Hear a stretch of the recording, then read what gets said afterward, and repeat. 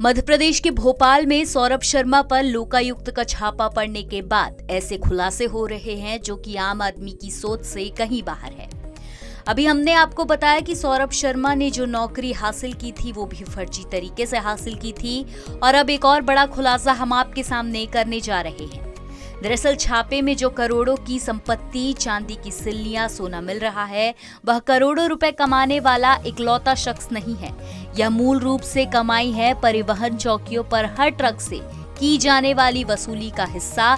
इसके साथ ही चौकियों पर ट्रांसफर पोस्टिंग से हुई कमाई है।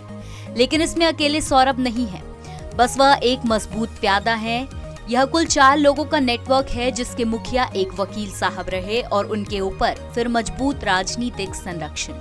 दरअसल मध्य प्रदेश में कुल 47 परिवहन चौकियां थी जिसमें वसूली सीएम डॉक्टर मोहन यादव के कार्यकाल में जाकर 1 जुलाई 2024 से बंद हुई है। इन 47 में से 16 चौकियां सबसे कमाऊ वाली थी। इन 16 चौकियों से हर दिन औसतन 5 तो बाकी अन्य से 1 करोड़, इस तरह करीब हर महीने 150 करोड़ की अवैध वसूली ट्रकों से होती थी।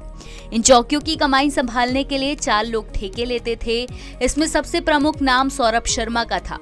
सबसे पहले ये जान लीजिए कि कौन कौन शामिल था। सौरभ शर्मा आरक्षक आरटीओ, वह वीआरएस ले चुका था 1 साल पहले। डीएस यानी दशरथ सिंह पटेल, यह मालवा रीजन में चौकियां लेता था। इसके साथ ही वर्तमान में नौकरी में मौजूद आरक्षक आरटीओ तुमराम का नाम है, तो एक और आरक्षक किसी बघेल का नाम है और इन चारों को मैनेज करते थे वकील साहब। हमारे विशेष संवाददाता संजय गुप्ता ने खुद इंदौर के ट्रक ऑपरेटर और ट्रांसपोर्ट एसोसिएशन के अध्यक्ष सीएल मुकाती से बात की, जिससे आपको पूरा कांड समझ आ जाएगा। देखिए, ये जो पिछले हम 4-5 साल से मध्य प्रदेश परिवहन चेक पोस्टों पर जो अवैध वसूली, गुंडागर्दी होती थी, वो यही चीज़ का हम विरोध करते थे और हम यही शिकायत करते थे।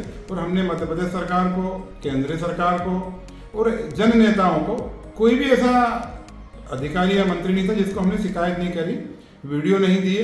वहाँ पर गुंडागर्दी और प्रताड़ना करके ड्राइवर भाई जो अपनी मेहनत दिन भर करते थे, रात भर करते थे, उनसे ये वसूली होती थी। और कहीं ना कहीं हमारे वाहन मालिकों का खून पसीने की कमाई है जो आज इस तरह से सामने उजागर हुई है। हम चाहते थे कि तो बहुत पहले उजागर हो। लोकायुक्त को भी हमने कई बार शिकायत करी कि इस तरह की शिकायत कि ये जो पैसा वसूली हो रहा है, ये कहीं ना कहीं जो है 2-4 लोग सिंडिकेट बनाकर पूरे प्रदेश के अंदर गुंडागर्दी करके ये वसूली परिवहन वालों से कर रहे हैं। और इसकी जांच अगर बहुत पहले हो गई होती तो ये इस तरह का आज जो सामने आया ये नहीं आता। सौरभ शर्मा एक पहले परिवहन विभाग में पुलिस में कार्यरत था और पुलिस में कार्यरत रहते हुए उसने अपना सिंडिकेट बनाया और वो ठेके लेते रहा परिवहन विभाग के और अपनी मनमर्जी से लोगों की पोस्टिंग कराता था और अपनी मनमर्जी से जो है वसूली करता था और अपने लोग वहाँ एफजी बिठाता था बॉर्डरों पे और वही पैसा आज इकट्ठा किया।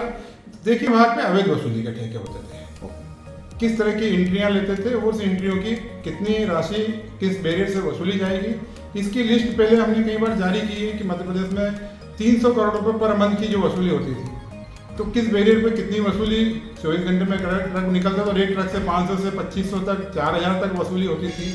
अलग अलग चक्कों के हिसाब से उन्होंने रेट तय कर रखे थे अवैध वसूली के।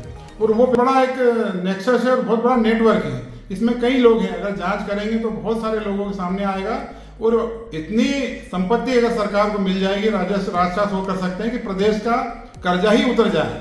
अगर मध्य प्रदेश के परिवहन विभाग के सभी अधिकारियों जो चेक पोस्ट पर होते थे उनकी अगर जाँच करेंगे तो इतनी वसूली हो जाएगी सरकार के पास कि सरकार अपना मध्य प्रदेश का कर्जा उतार सकती है। बगैर किसी संरक्षण के और बिना आशीर्वाद के इतना बड़ा नेटवर्क चलाना और उनके ऊपर कोई कार्रवाई नहीं होना, तो कहीं ना कहीं बहुत बड़ा आशीर्वाद उन्हें प्राप्त था और सबको मैनेज करके चलते थे। कोई किसी पे कार्रवाई नहीं करता था, कोई जांच करने नहीं आता था, ना ही कहीं मोटर मालिक और न ही वाहन चालक की कोई सुनवाई होती थी। कितने ही वो प्रताड़ित करते थे, कई बार मारते थे, खुलेआम 24 घंटे वसूली करते थे, पर कोई कार्रवाई नहीं की गई मध्य प्रदेश के अंदर। तब जाके हम लोगों ने केंद्र सरकार से अनुरोध किया और वहाँ हमने निवेदन किया और केंद्र सरकार ने हमें फिर सहयोग किया। सहयोग के साथ हमारे माननीय मुख्यमंत्री मोहन यादव जी ने हमें सहयोग किया और कहीं ना कहीं परिवहन चेक पोस्ट बंद करके सुशासन सरकार, मोहन सरकार जिसे बोले, वो उन्होंने मध्य प्रदेश में लागू करी और आज राहत की सांस हम ले रहे हैं। पर अभी फिर कुछ दिनों से वैसे ही जो है शुरुआत धीरे धीरे हो चुकी है मध्य प्रदेश के अंदर। वो परिवहन चेक पोस्ट है, अब चेक पॉइंट बना दिए, पर उनका नाम बदल दिया और काम फिर से वही चालू हो गया है। कुल मिलाकर ये मामला काफी पेचीदा है। जैसा कि ट्रांसपोर्ट एसोसिएशन के अध्यक्ष ने बताया, इस कांड में कई लोग शामिल थे।